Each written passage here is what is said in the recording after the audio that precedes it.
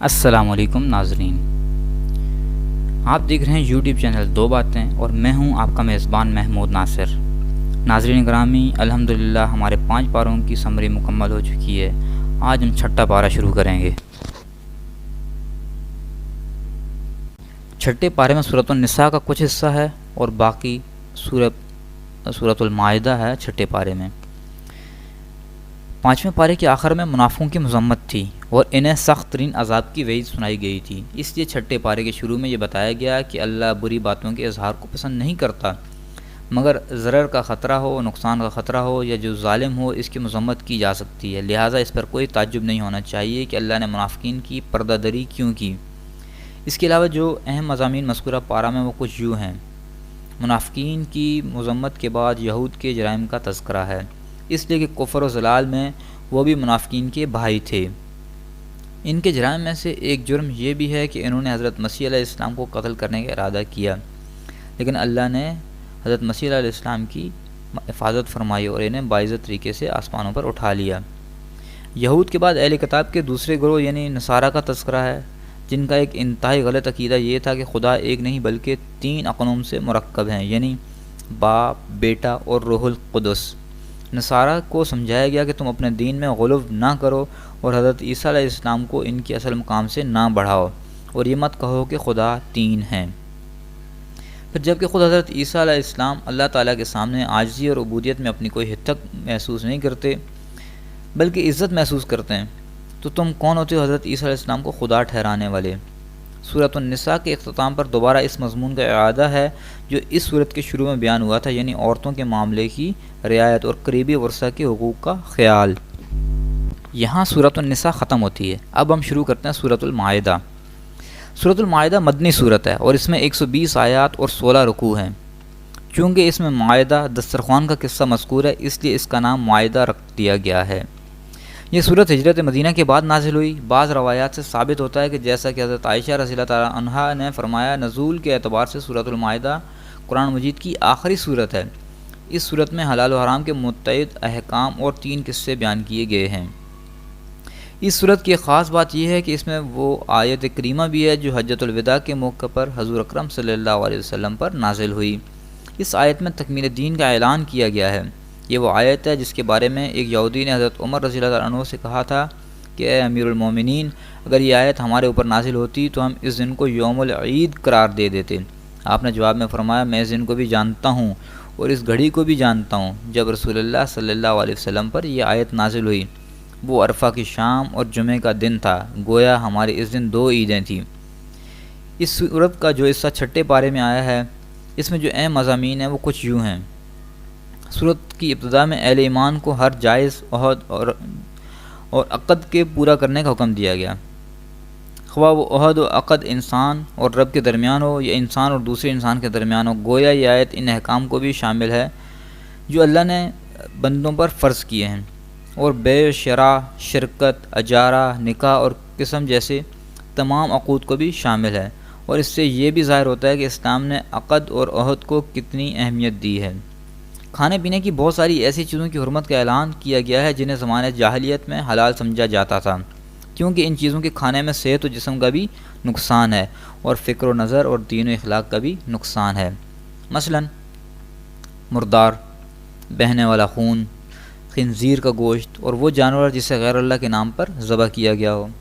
البتہ اضطرار کی صورت میں جبکہ جان کو خطرہ لاحق ہو اس کا کھانا جائز ہے۔ ان نجس چیزوں کے علاوہ باقی طیبات اور پاکیزہ چیزوں کو حلال قرار دیا گیا ہے۔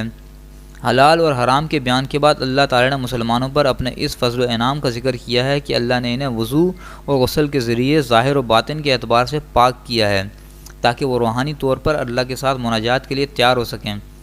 بندوں پر اللہ کے فضل و احسان میں سے ایک یہ بھی ہے کہ پانی کے استعمال کی قدرت نہ ہونے کی صورت میں تیمم کی اجازت دی گئی ہے، کیونکہ اسلامی شریعت آسان شریعت ہے۔ اس میں قدم قدم پر بندوں کی مجبوریوں کے لحاظ رکھا گیا۔ چنانچہ اس پارے کے 6 رکوع میں فرمایا گیا، اللہ تم پر تنگی نہیں کرنا چاہتا بلکہ وہ چاہتا ہے کہ تمہیں پاک کر دے اور تمہیں اوپر اپنا احسان پورا کر دے تاکہ تم شکر کرنے والے بن جاؤ۔ اس پارے کے 7ویں رکوع میں یہود کی بزدلی، ان کے فتنہ فساد، سرکشی اور تکبر کا بیان ہے۔ اور انصاف کے بیان کرنے کا مقصد یہ ہے کہ مسلمان اپنے آپ کو ان خرابیوں میں مبتلا ہونے سے محفوظ رکھیں۔ یہود کے ساتھ ساتھ نصارہ کا بھی احوال بتایا گیا ہے۔ ان سے بھی اللہ کے حکموں پر قائم رہنے کا وعدہ لیا گیا تھا، لیکن انہوں نے اللہ کے عہد کو توڑ دیا، جس کی وجہ سے اللہ نے ان کے دلوں میں بغض و عداوت ڈال دی۔ باوجود یہ کہ یہ دونوں گروہ بہت ساری اعتقادی، عملی اور اخلاقی خرابیوں میں مبتلا تھے، پھر بھی یہ دعویٰ کرتے تھے کہ ہم اللہ کے بیٹے اور اس کے محبوب ہیں۔ اس دعوے کی تردید کرتے ہوئے فرمایا گیا کہ اگر واقعی تم اللہ کے محبوب ہو تو وہ تمہیں تمہارے گناہوں کی سزا کیوں دیتا ہے؟ اس مذمت اور تردید کے بعد انہیں دین حق اور خاتم الانبیاء صلی اللہ علیہ وسلم پر ایمان لانے کی دعوت دی گئی۔ 8ویں رکوع میں یہ بتایا گیا کہ حضرت موسیٰ علیہ السلام نے پہلے یہود کو اللہ کے احسانات یاد کرنے کا حکم دیا، پھر انہیں ارض مقدس یعنی فلسطین میں داخل ہونے کی ترغیب دی، لیکن ان بدبختوں نے اس ترغیب کے جواب میں موسیٰ علیہ السلام کا مذاق اڑانا شروع کر دیا اور کہا، اے موسیٰ، ہم تو اس ملک میں ہرگز داخل نہیں ہوں گے جب تک کہ وہاں سے عمالقہ نہیں نکل جاتے، لہذا تم اور تمہارا رب جا کر لڑو، ہم تو یہاں بیٹھے ہوئے ہیں۔ بنی اسرائیل کی سرکشی اور نافرمانی کے تذکرے کے بعد 9ویں رکوع میں آدم علیہ السلام کے 2 بیٹوں حابیل اور قابیل کا قصہ ذکر کیا گیا ہے، جس کے مطابق قابیل نے حسد کی بنا پر اپنے بھائی کو قتل کر دیا۔ یہی حسد یہودیوں کے اندر بھی پایا جاتا تھا، جس کی وجہ سے انہوں نے خاتم الانبیاء صلی اللہ علیہ وسلم کی رسالت کا انکار کیا۔ اسی مناسبت سے ڈاکوؤں، باغیوں اور زمین میں فساد پھیلانے والوں کی سزا ذکر کی گئی ہے، یعنی کسی کو سولی دی جائے، کسی کو قتل کیا جائے اور کسی کے ہاتھ پاؤں الٹی جانب سے کاٹ دیے جائیں۔ پھر 10ویں رکوع میں چوری کرنے والے مرد اور چوری کرنے والی عورتوں کا ہاتھ کاٹنے کا حکم دیا، کیونکہ یہ ملک کے امن و تحفظ کے لیے خطرہ بنتے ہیں، لہٰذا ان کو ایسی سزا دینا ضروری ہے جس سے دوسرے عبرت حاصل کر سکیں۔ یہاں قرآن حقیقت کو بڑی اہمیت دیتا ہے اور ان کے لیے خطرہ بننے والوں کے لیے یہ ایسی عبرتناک سزائیں تجویز کرتا ہے کہ ان کا تصور انسان کو جرم کے ارتکاب سے روک لے اور ایسے لوگوں کو سر اٹھانے کا موقع نہ ملے جو اجتماعی امن کے لیے خطرہ ثابت ہوں۔ چند ہاتھ کٹنے سے لاکھوں انسانوں کو اگر امن اور سکون میسر آ جاتا ہے تو یہ گھاٹے کا سودا نہیں ہے۔ آج کی دنیا جو کہ جرائم کی کثرت کی وجہ سے جہنم کا نمونہ بن چکی ہے، چیخ چیخ کر اسلامی قوانین اور حدود کے نفاذ کی دعوت دے رہی ہے۔ ڈاکہ زنی، چوری اور فساد کے احکام بنیاد بیان کرنے کے بعد فسادیوں کے 2 بڑے گروہوں کا تذکرہ ہے، یعنی منافقین اور یہود۔ پہلے گروہ کا ذکر اختصار کے ساتھ ہے اور دوسرے گروہ کا ذکر تفصیلی ہے۔ فرمایا گیا، اے رسول، آپ کو وہ لوگ غم میں نہ ڈالیں جو کفر میں جلدی کرتے ہیں، وہ جو اپنے منہ سے کہتے ہیں کہ ہم مسلمان ہیں اور ان کے دل مسلمان نہیں، اور وہ جو یہودی ہیں یہ جھوٹ بولنے کے لیے جاسوسی کرتے ہیں اور ایک دوسری جماعت کے جاسوس ہیں جو آپ کے پاس نہیں آئی۔ یہود کے ساتھ ساتھ نصارہ کی گمراہی کا بھی بیان ہے اور بتلایا گیا ہے کہ ان کو تورات اور انجیل دی گئی تھی، لیکن انہوں نے ان کتابوں کے مطابق اپنے فیصلے نہ کیے۔ تورات اور انجیل کے ذکر کے بعد قرآن کا تذکرہ ہے، جو کہ ہدایت اور گمراہی میں فرق کرنے والا ہے اور یہی کتابوں کا محافظ ہے۔ عقائد، عبادات، معاملات اور اخلاق سے تعلق رکھنے والی ایسی کوئی نصیحت اور کوئی ایسا کام نہیں جو انسانیت کے فلاح کے لیے ضروری ہو، اور کتب سابقہ میں تو ہو مگر قرآن میں نہ ہو۔ اس کے بعد مسلمانوں کو یہود و نصارہ کے ساتھ قلبی دوستی لگانے سے منع کیا گیا، کیونکہ وہ امت اسلامیہ کے سخت ترین دشمن ہیں۔ قرآن مجید میں فرمایا گیا، اے ایمان والو، تم یہود و نصارہ کو دوست نہ بناؤ اور آپس میں ایک دوسرے کے دوست ہیں، اور تم میں سے جو ان سے دوستی رکھے گا وہ انہی میں سے ہوگا، بے شک اللہ تعالیٰ ظالم قوم کو ہدایت نہیں دیتا۔ آیت نمبر 51 سورۃ المائدہ۔ قرآن کریم کی صداقت کا زندہ معجزہ ہم اپنی آنکھوں سے دیکھ رہے ہیں کہ آپس میں شدید مذہبی اور سیاسی اختلافات کے باوجود یہود و نصارہ مسلمانوں کے مقابلے میں متحد ہیں۔ تعجب تو اس بات پر ہے کہ عالم اسلام کے حکمران قرآن حکیم کی واضح ہدایات کے باوجود یہود و نصارہ سے پینگیں بڑھاتے ہیں اور ان کے اشاروں پر بنیاد پرست مسلمانوں پر ظلم و ستم کے پہاڑ ڈھاتے ہیں۔ کفار کے ساتھ جب قلبی دوستی لگائی جائے گی تو مرتد ہونے کا خطرہ رہے گا، اس لیے اگلی آیات میں مسلمانوں کو مرتد ہونے سے بچنے کی تلقین کی گئی ہے، کیونکہ مرتد ہونے سے سارے اعمال باطل اور ضائع ہو جاتے ہیں اور انسان پر ہمیشہ کے لیے دوزخ واجب ہو جاتی ہے۔ ساتھ ہی یہ بھی وضاحت کر دی گئی ہے کہ اللہ کا دین تمہارا محتاج نہیں، اگر تم مرتد ہو جاؤ گے تو اللہ تعالیٰ تم سے بہتر لوگوں کو دین کی خدمت کے لیے کھڑا کر دے گا۔ قرآن مجید میں فرمایا گیا ہے، اے ایمان والو، اگر تم میں سے کوئی اپنے دین سے پھر جائے گا تو اللہ ایسے لوگوں کو پیدا کر دے گا جن کو وہ دوست رکھے اور جسے وہ دوست رکھیں، اور جو مومنوں کے حق میں نرمی کریں اور کافروں سے سختی سے پیش آئیں، اللہ کی راہ میں جہاد کریں اور کسی ملامت کرنے والے کی ملامت سے نہ ڈریں۔ یہ اللہ کا فضل ہے اور وہ جسے چاہتا ہے دیتا ہے، اور اللہ کشائش والا اور جاننے والا ہے۔ آیت نمبر 54۔ یہود و نصارہ کی دوستی سے منع کرنے کے ساتھ ساتھ سچے ایمان سے دوستی لگانے والوں کا حکم دیا گیا ہے۔ کفار کی دوستی کی قباحت کو واضح کرنے کے لیے مسلمانوں کو سمجھایا گیا کہ وہ اسلام کے شاعر کا مذاق اڑاتے ہیں، اس لیے ان کے ساتھ دوستی کسی طور پر بھی جائز نہیں۔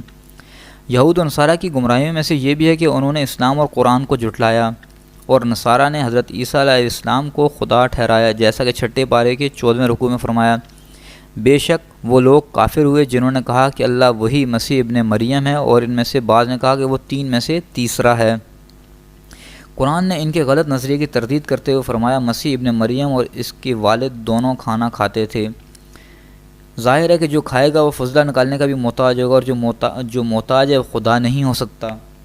یہود و نصارہ دونوں کو دین میں ناحق غلو کرنے اور خواہشات کی اتباع کرنے سے منع کیا گیا، کیونکہ یہ غلو اکثر گمراہی کا سبب بنتا ہے۔ 6 پارے کے آخری رکوع میں یہود پر اللہ کی لعنت کا سبب بتلایا ہے، وہ یہ کہ وہ اللہ تعالیٰ کی نافرمانی کرتے تھے اور حد سے تجاوز کر جاتے تھے، اور ایک دوسرے کو برے کاموں سے منع نہیں کرتے تھے۔ یہ سبب ذکر کر کے اصل میں امت اسلامی کو سمجھایا گیا کہ وہ عمل بالمعروف اور نہی عن المنکر کرتے رہیں، وگرنہ ان پر بھی ویسے ہی اللہ کی لعنت ہو سکتی ہے جیسا کہ بنی اسرائیل پر لعنت ہوئی۔ اور یہ بات خود نبی کریم صلی اللہ علیہ وسلم نے ایک روایت میں ارشاد فرمائی ہے، ترمذی میں ہے کہ آپ نے فرمایا، جب بنی اسرائیل معاصی میں مبتلا ہوئے تو ان کے علماء نے انہیں منع کیا، مگر وہ باز نہ آئے، ان کی مجلسوں میں بیٹھتے رہے اور ان کے ساتھ کھاتے پیتے بھی رہے، چنانچہ اللہ نے ان سب کے دلوں کو ایک جیسا کر دیا۔ حضرت داؤد اور حضرت عیسیٰ بن مریم علیہ السلام کی زبان سے ان پر لعنت فرمائی ہے، اس لیے کہ وہ نافرمانی کرتے تھے اور حد سے تجاوز کر جاتے تھے۔ رسول اللہ صلی اللہ علیہ وسلم پہلے ٹیک لگائے ہوئے تھے، مگر یہ فرماتے ہوئے سیدھے ہو کر بیٹھ گئے، اور آپ نے فرمایا، اس ذات کی قسم جس کے قبضے میں میری جان ہے، نہ تمہارا ایمان کامل ہو سکتا ہے اور نہ ہی تم اللہ کے عذاب سے نجات پا سکتے ہو، جب تک تم لوگوں کو حق کی دعوت نہ دو اور حق قبول کرنے پر آمادہ نہ کرو اور انہیں ظلم اور معاصی سے منع نہ کرو۔